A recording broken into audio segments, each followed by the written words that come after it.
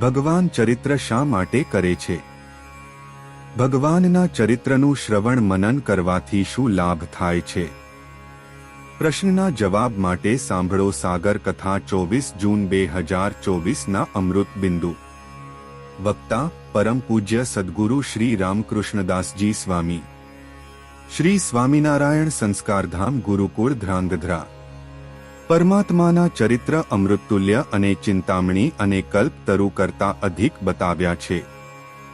વિકારોથી મુક્ત થાય આત્માઓ અને એમનું કલ્યાણ થાય એના માટે પ્રભુ ચરિત્ર કરે છે.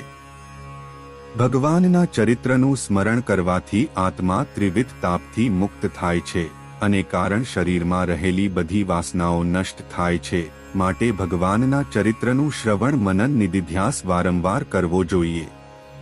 જો આપણને અલૌકિક પુરુષ મળી જાય અને એના ચરણમાં આપણે આપણું બધું ઢોળી દઈએ તો મારે તમારે કોઈ સાધન કરવું રહે જ નહીં અને છતે દેહે અક્ષરધામને પામી ચૂક્યો એમ માનવું પણ એને મન કર્મ વચને કરીને સોંપાઈએ તો